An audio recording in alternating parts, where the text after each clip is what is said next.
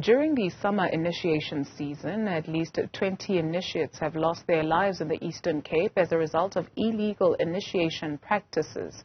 The House of Traditional Leaders is calling on parents to do due diligence in protecting initiates from attending illegal initiation schools. We're now joined by Kgoshi Mathupa, Mokoena, Contralesa President. Thank you very much, sir, for availing yourself this afternoon. In trying to understand why illegal initiation schools are thriving, perhaps let's talk about the cost, right? Because some parents have mentioned just how costly this exercise is. So for one initiate, how much is a family typically paying? Good afternoon, Madam.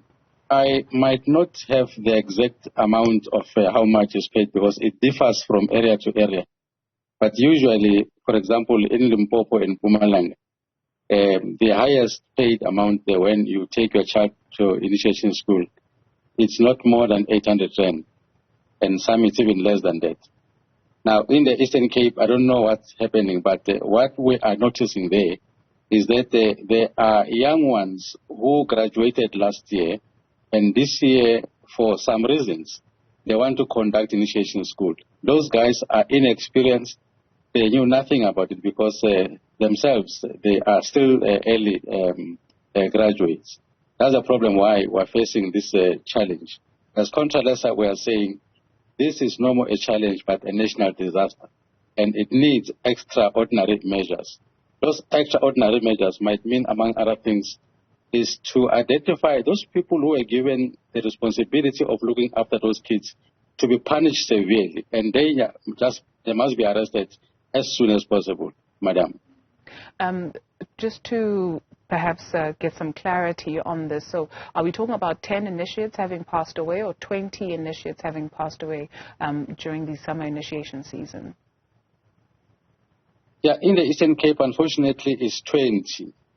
And these 20, some of them died at OR Tambo region. And the question that we're asking ourselves is that, but why only Eastern Cape? We have initiation schools in Limpopo, Mpumalanga, Northwest. We don't experience this kind of deaths at our initiation schools. Hence, we're saying we want to make Eastern Cape our special pilot project to see exactly what is it that are not doing good to really rubbish our noble practice in the mud like this, Madam. And that's just it, sir. From your engagements with your counterparts in the Eastern Cape, what are they telling you? What is so glaring there is that, as Kgoshi Mokoena, I've been in this school in 1970. You can't expect our kids now to be treated the way we were treated then. We are told that some of the initiates are deprived water for not less than 3 weeks. And some of the traditional surgeons are inexperienced. They are conducting this ritual while they are drunk. Some of the initiates were not screened. Some went to the school with the ailments and so on. Unfortunately, parents don't reveal to the principal of the school that my son is not well, he's taking medication. And what we've noticed now, some of the boys are more than 18 years or so, and some of them are sexually active. And if indeed they went to the school with some disease and so on, it will cause them some of the challenges that we're facing now. Hence, we are saying, traditional leaders and our parents, we cannot only point the blame to other people. We are to blame as well, because as a Kgoshi, I give someone a permit to conduct this initiation school. After that, I fold my arms and wait until they come back. I don't put the task team that will monitor on a daily basis and give me a report as to how it's going on in the mountain. And some parents, they also put the lives of their boys in the hands of those caregivers and principals of those schools. They don't go and monitor as to their child, are they safe, are they eating well, and so on. This is really something that is worrying us as Contralesa. We are saying it's high time the blame game must stop and we must get into the field and play the ball. Government as well cannot just get scot-free. They must support this practice by giving training to our traditional surgeons and so on. because they were able to pump in 20 million to give it to some medical doctors to run this thing. But they are unable to support traditional leaders and traditional surgeons and even principals of the schools to get training so that they will avoid some of these things. But I'm not saying this is the only cause. We as well, as I said, we are to blame because we're not monitoring as we're supposed to, Madam. Kgoshi Mokoena, the illegal initiators, I do not know the correct phrase in English, but those who run these illegal initiation schools, they are responding to demand. And so what is it that is driving parents and families to take their children there, right? So should we not be dealing with that in trying to, I don't know, better equip parents, whether it be financially, emotionally, otherwise, so that they starve these illegal schools and there's no demand, right? So what is driving parents to go to illegal schools? Madam, you are asking such a good question. I just hope parents are listening to what you just said. We always advise parents to say, when you take your child to initiation school, firstly, check with the owner of the school whether he has got a permit. Check whether all the initiates, there is a screening method that is applied in that school. If all those are not available, don't take your child there because you are risking the life of your own son.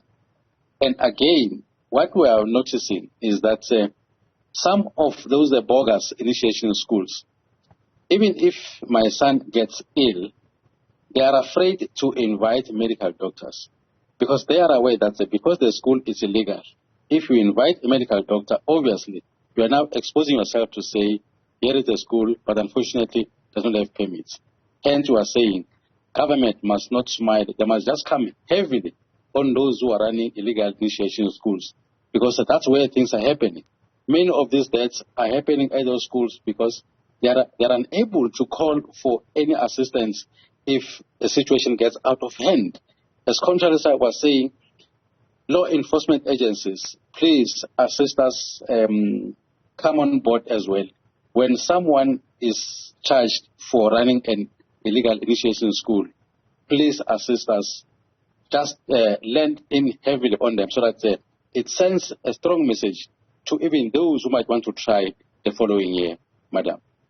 Is there something to be said about this? I fully appreciate that I do not have a handle fully on it, but you hear sometimes people saying that, well, or you're a young boy, you're not a man if you haven't gone to the mountain, if you're not initiated, right? And so how much of a role does that, for lack of a better phrase, pressure play in young people also defying their parents and actually going into these illegal initiation schools? And if it is indeed a problem, what then needs to be done to catch these boys before they expose themselves to a lifetime of trauma, at the worst, death?